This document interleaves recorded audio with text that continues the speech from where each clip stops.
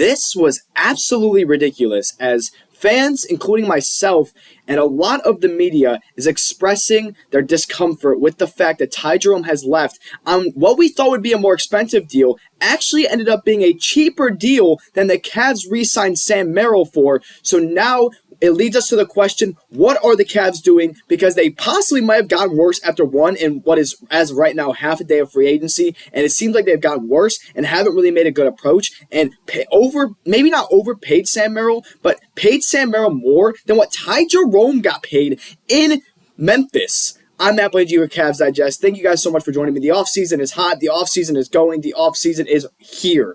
And the Cavs have made two moves and have lost one of their free agent guards, that being Ty Jerome to the Memphis Grizzlies. So this is a good time to join us here at Cavs Digest, as just under 68% of you are not subscribed. So let's kind of talk about how fans are expressing their ideas of this whole Ty Jerome being gone and Sam Merrill being returned. Now, of course, we know that Sam Merrill got paid $9.5 million a year. But we're going to look at Ty Jerome first. Signed a 3-year, $28 million deal with the Grizzlies. So he did not return to Cleveland, and he also got paid less than what we thought it could have been from Cleveland. We were kind of seeing an extension of what could have been the low ends of 10 mil, like 10 to 15 mil. But I guess his value dropped to under 10 mil, in which, if my math is correct, this is 9.33 continuing mil a year. For Ty Jerome to Memphis, so they secure a point guard or a backup point guard in case that they do end up losing Ja Morant, because I know there's been Ja Morant talks pretty much all of the end of last season and now the offseason surrounding Ja Morant and if he goes. So shout out to Legion Hoops for this post, and I want to say that this was obviously kind of heartbreaking for a lot of us, as I know the Sixth Man of the Year campaign, he came in third place for that. He had a great season. The Cavs gave him a good chance. He was, had his time in Phoenix, had his time in Golden State, and then he joins the Cavs and ends up putting up a phenomenal season. Has a great several games in the playoffs, but unfortunately had two of his worst games against Indiana, including a 1-for-14 game it was, which, we kind of forget about that, right? But Ty Jerome did not return to Cleveland, and Sam Merrill does on a 4-year, $38 million deal, which, if my math's correct, again, I believe that is $9.5 million a year. So 9.5 for Sam Merrill and 9.3 for Ty Jerome. So let's kind of look at the value of this. Of course, some people might think that Sam Merrill plays better defense. The defensive rating is kind of equal, but Sam Merrill does kind of, like, the eye test says he's a better defender. But let's dive into some stats and see. So this is just significant difference of when you pay a guy 9.5. So there must be something else, and I will talk about that. But anyways, when you pay a guy 9.5 compared to 9.3. But 12.5 points per game, 51% from the field, and 44% from three is so good in the NBA. I'm so impressed that Ty Jerome shot that well. And, of course, I thank him for his phenomenal performances. Of course, the playoffs, those 2 games, he was disappointing. But there was guys that were more disappointing in the playoffs if we go to reality, which is why, I was okay with Jerome walking, but now I'm sitting here thinking that because Merrill got paid more than Jerome did, I'm starting to get upset. And I know it's not just me that is upset about it, and I'll keep talking about that. And then for Sam Merrill, shot worse from three when he is a volume shooter, I guess, but he shot worse from three, worse from the field, less points, less rebounds, less assists, less steals, less turnovers, that's good. More fouls, I don't know. There's the money, based on base stats, the money's obvious that Ty Jerome deserves more money than Sam Merrill does. But of course, it didn't happen. Now, yes, one is long-term, one's 4 years, one's 3 years, whatever, but it's still 9.5 compared to 9.3 mil, and Sam Merrill got that big contract. So there must be something going on. So I remember Chris Fedor saying this. I didn't end up putting it in the video, but he tweeted or posted on X that the Cavs clearly love Sam Merrill more than I do, or more than a fan is what he was responding to. But I know it's not just me. Shout out to my boy, Jalen Tyson Fan Club. Of course, his ad is Isaac Okoro fan. That's so funny. 3 years, $28 million for Ty Jerome. 4 years, $30 million for Sam Merrill. I'm absolutely sick to my stomach.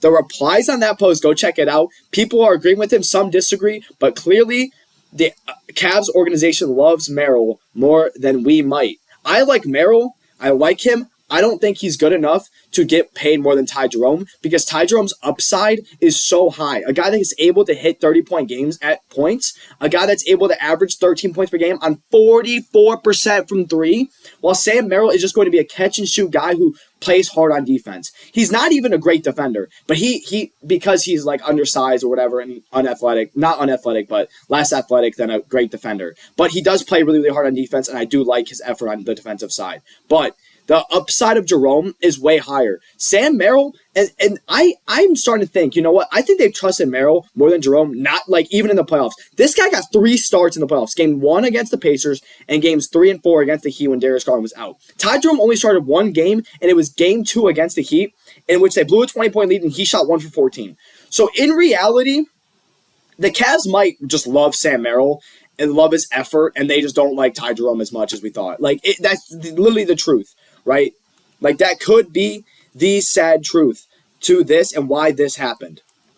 These two guys both, I think, solidified like a good bench. Like, we saw depth. Oh, you can put in a guy that can shoot off the catch and is going to run some off-ball screens and is going to be a play-hard guy in Sam Merrill. And you have Ty Jerome, who, if you guys remember in Game 5, when the Cavs got eliminated from the Pacers, they didn't play Ty Jerome until the third quarter. They blew a 17-point lead, of course. Then they ended up putting Ty Jerome in the third quarter. He comes in, hits a 3. He came in, and then later he had another 3, and he had 8 points a game. He was getting the crowd hype. He played great, but he didn't play until the third quarter because they didn't trust him. Merrill was hurt that game, though, to be fair. But I truly believe that the Cavs just trust Merrill more. I guess defense, maybe. And it also, the biggest thing, yes, this video is highlighted on these two guys, but in free agency, there's a lot of guys going. There's been no vet minimum signings yet. Maybe these guys are waiting to see if they get offered more than a vet minimum. Maybe the Cavs are offering guys contracts. But as of right now, there are guys walking. As of like 20 minutes ago, I'm shooting this on 12:30 p.m. on July 1st. Jonas Valanciunas is gone for Dario Saric. This guy got traded for Dario Saric. He goes to Denver for Dario Saric. And I'm sitting here dreading that the Cavs couldn't offer anything to get a backup center. They still have no backup center. As of this second, I'm going to check my phone real quick. Still no backup center, guys. None. There is no backup center that the Cavaliers have. I am so disappointed by how their free agency is going. I know it just started, guys. I know I might just be getting fueled a little bit too much here, but there's no backup center in Cleveland. And then they got worse. The Knicks are now the favorites to win the East. The New York Knicks are favorites to win the East because they actually got better. They added Jordan Clarkson. They got a new coach. They're so ready to put out some bench depth, and they're looking like they're getting better. Boston's getting worse, and there is a guy in Boston named Al Horford who the Cavs should try to offer a vet minimum for, but God forbid that guy doesn't sign for a vet minimum. What's going to happen now? Because Valanciunas is gone. Miles Turner got paid the bag in Milwaukee. Like, I am so devastated that they spent $9.5 million for Sam Merrill, couldn't even get a backup point guard. So now, what you have to do if you are the Cavs, you have to hope. And it raises questions. What are they doing? Because the only thing they have right now is they have to hope Lonzo stays healthy, which, of course, I do because I love Lonzo as a fit on the Cavs, to clarify. And the Swaggy P meme is hilarious. I had to put this in as my question mark for what the Cavs are doing. Swaggy P expresses it all right here, Nick Young. What the Cavs are doing right now, because they're doing nothing, they're letting guys walk for less money than they're paying their guys. That is the biggest mistake you can make when you're in the second apron, is pay one guy less than you would have paid a better player. They overpaid Sam Merrill, not because he doesn't deserve that, because he is going to play. So under $10 million for a guy that's going to play is fine. But not when you have the 6 man a year, what could have been winner, who just got paid less in Memphis. I'm so questioning what the Cavs are doing right now. I hope that a guy like Al Horford at this point comes to Cleveland, or some backup center, because Valanciunas is gone, and Nick Young is just questioning it too. Look at him. He's ready. I know I got a little bit antsy in this video, guys, but overall, I'm just so devastated with these two signings. I love Sam Merrill, I guess. I don't love him, but I'm for less than $10 million for a guy who's going to play is fine. Just the fact that Ty Jerome got paid less is so disappointing to me. And now that Valanciunas is gone, the backup center question, because I'll be honest, guys, I made Ayton just saying that I think it would be perfect if he comes here. He's not getting paid enough to come to Cleveland. It's vet minimum. That boy is getting paid a bag in Los Angeles probably. Turner's gone, but he wasn't going to take a vet minimum anyways.